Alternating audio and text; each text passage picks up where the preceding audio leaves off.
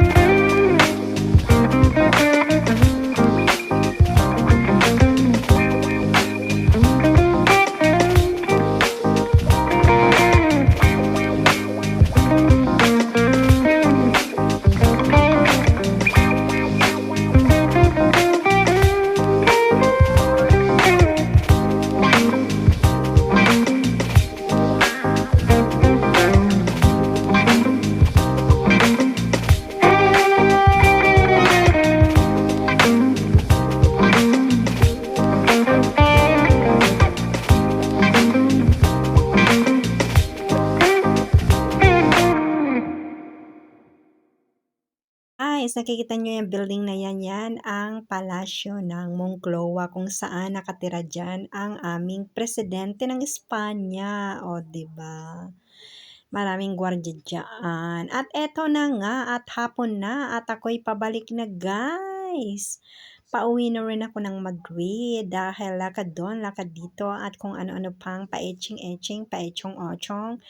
O, diba? At please, kung nagustuhan nyo naman ang aking mga videos, please like and subscribe at ring the bell na rin, diba? At ako sinasabi, kapag may problema, kailangan pa rin tayong umiti at magdasal at ihingi natin sa Panginoong Hesukristo ang lahat-lahat ng ating agam-agam sa buhay, 'di ba? Kailangan 'yun, guys. Magpasalamat tayo o humingi man tayo, kailangan ang ating panalangin ay taimtim na galing sa puso, okay? At syempre huwag tayong mawawalan ng pag-asa. Syempre hindi man ngayon, malay mo bukas at sa susunod. At habang tayo nabubuhay sa mundo ay talagang may problemang darating. Pero kailangan nating solusyonan, okay? Dahil talagang ganun, ang hirap, 'di ba? Ang hirap mabuhay sa mundo. Okay, yun lang ang aking pwedeng maisabi sa inyo. Kaya kung meron man kayong pinagdaraanan na problema, manalangin kayo ng taimtim at ipagdasal nyo na lahat yun ay may survive ninyo yun lahat, guys. At ito na nga at gabi na guys, at ito ang aking gagawin, ang aming kakainin ngayon. At syempre, ito na nga, 'di ba? Syempre, dahil alam niyo naman pag weekend, laging kumakain kami ng kanin. At syempre, na-miss ko ang itlog, 'di ba? So, ito na nga, lalagyan natin siya ng ating asin. At syempre, alam nyo na kung anong gagawin ko dyan. O, ganyan.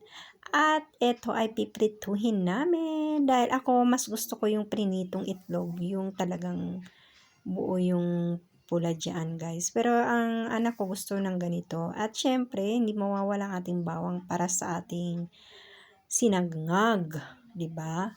So, eto nga guys, at ako kasi mahilig sa bawang dahil alam niyo naman, ang bawang ay antioxidant at anti-cancer. Kaya kailangan kumain kayo ng kumain ito dahil hindi lang ito antioxidant kundi nakakatulong na i-reduce ang ating mga taba sa katawan, 'di ba? So, eto na nga, syempre, nagpainit na ako ng kawali at naglagay na ako ng ating asayte at nilagay ko ng itlog. Alam niyo guys, itong kawali ko, hindi ko to gusto. Kahit na bago to, ayoko kasi talagang dumidikit siya. Pero wala akong choice, 'di ba? So, kaya yan. So, pasensya talaga ang kailangan kong gawin. Alam niyo naman. O, ganyan. Para mas masarap ang ating itlog at mas madaming tingnan, kailangan iganon nyo siya, ipupush nyo siya pataas para bumaba yung kanyang liquid. At syempre, dumadami siya habang naluluto, 'di ba?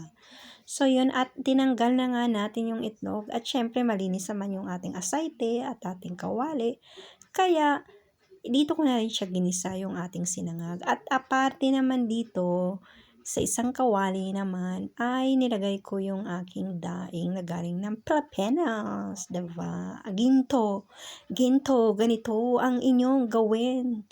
Diba? Ang napakasarap na ulam talaga, grabe, super duper. At ito na nga ang aking sinangag, na super duper na napakasarap. O, diba? At yan ang ubas, ang ating daing, na napakasarap at tuyo, at ang ating pritong manok, at yung ating sinangag at ating pritong itlog. At syempre, hindi mawawala ang aking suka na may asukal at sili para sausaw natin yung daing na napakasarap. Subukan nyo guys, talagang hindi kayo mapiperde, ay hindi kayo talagang super duper sarap. So guys, siyempre kailangan tayong magpasalamat sa Panginoong Hesukristo sa biyayang nabibigay niya sa atin sa atang pang araw-araw, at siyempre ang ating mga pamilya, 'di ba?